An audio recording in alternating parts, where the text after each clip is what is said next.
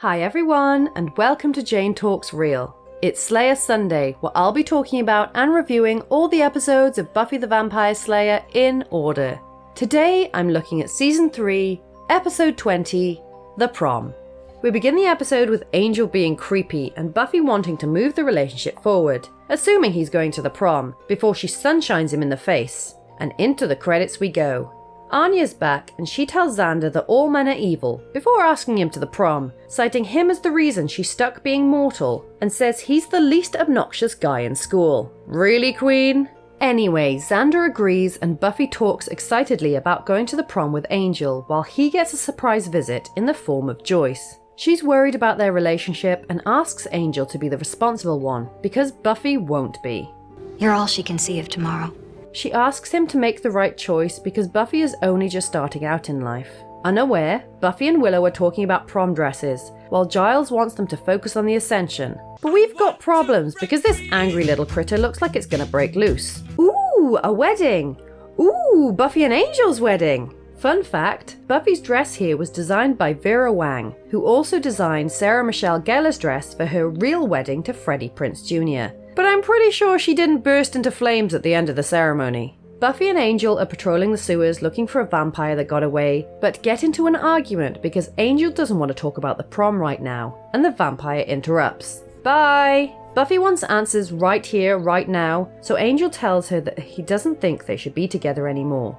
Deserve something outside of demons and darkness. Buffy tries to stop it, but Angel makes so much sense.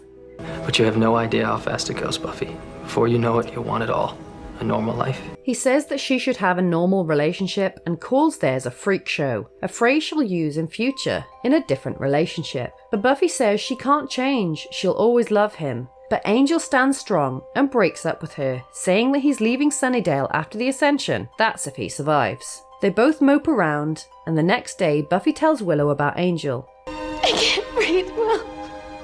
I feel like I can't breathe.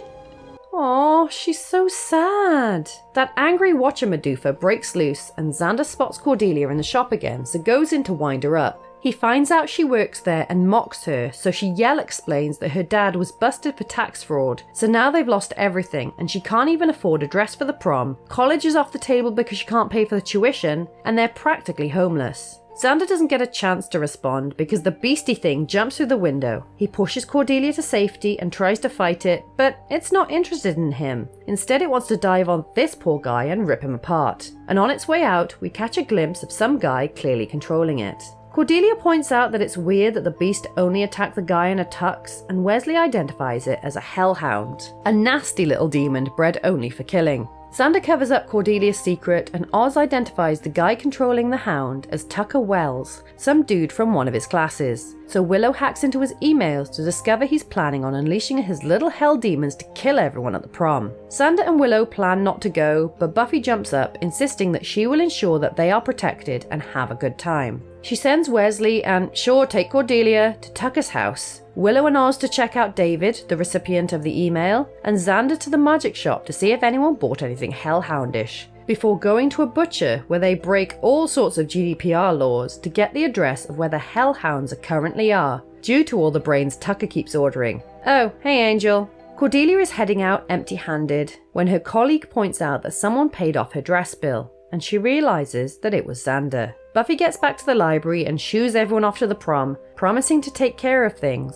and Giles realizes what's happened. I understand that this sort of thing requires ice cream of some kind. At the prom, Anya bores Xander with tales from her time as a demon, and Wesley nearly chokes when he sees Cordelia in her dress, which she makes sure to thank Xander for. Buffy surprise attacks Tucker, who is played by Brad Kane, the singing voice for Aladdin, back when Disney used different actors for speaking and singing. He's basically only doing this because he was rejected by a girl. Lame. But Buffy discovers she's a bit too late. 3 not-so-good pupums are already loose. Buffy somehow makes it to the prom at the same time as they do because Slayers are apparently fueled by Nos or something, and she takes one out with a crossbow. She leads them away from the prom, but the lure of 80s music by Kool and the Gang is just too strong, so she has to catch them up again. She gets into a fight with them and accidentally says herself a kill, and then this dude wanders out at the wrong time, so she breaks the last hellhound's neck. At least these things were relatively easy to kill. After disposing of the bodies, Buffy puts on a dress and goes to the prom, where Giles is happy to see her. Later on, they give out awards, and Jonathan takes to the stage and asks for Buffy, and I'm already crying because I know what's coming. Jonathan explains that even though not many people have talked to her, they've all noticed her due to the weird stuff that's happened at school. Zombies! Hyena people! Snyder! He goes on to say that no matter what came their way, Buffy stopped it, saving most of their lives, and presents her with a golden umbrella. And it has written here, Buffy Summers, class protector. And look at his face. Buffy goes to collect her award to thunderous applause. Giles is proud, Buffy is happy, and I'm in tears. Damn this show! Afterwards, Wesley dances with Cordelia, Anya dances with Xander, and Giles takes Buffy's umbrella because Angel turns up and they dance, even though it's just for tonight. Alright, when I've stopped crying, this is a pretty important episode.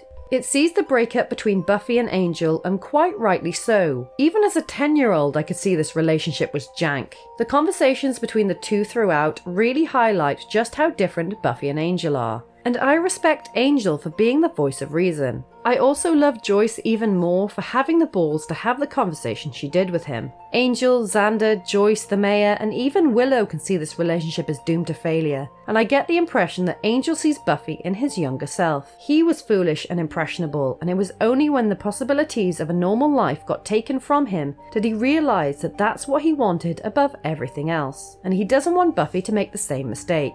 We get a nice end to Xander and Cordelia's turbulent relationship, with not only a kind gesture, but Xander once again proves himself the protector as he immediately risks his life to protect Cordelia against the Hellhound attack. This episode also hints at Xander and Anya's future relationship, which will be extra prevalent in season 6. Now let's get on to the monster of the week, and yeah, no, Tucker was pretty lame. His excuse for wanting to kill everyone at the prom was really dumb, and come on, the cook in earshot had more reason to want to kill everyone. The only interesting thing about Tucker is he's the older brother of future character Andrew, who again will be super relevant in season 6. At the prom itself, we get a nice callback to Dead Man's Party and the Pack, and it's super poignant that it's Jonathan who does the speech and presents Buffy with her award, seeing as she saved his life in such a meaningful way in earshot. He even repeats something that he said to her in the clock tower, just with more meaning.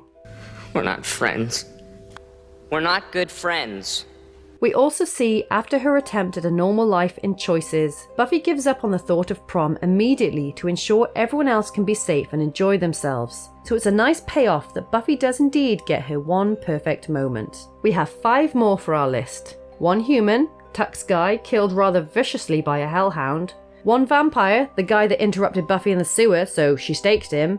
And 3 demons, all killed by Buffy. 1 with a crossbow, 1 with an accidental stabbing, and 1 with a neck break. That brings our running total to 38 humans, 5 transformations, 49 vampires, 22 demons, and 4 zombies.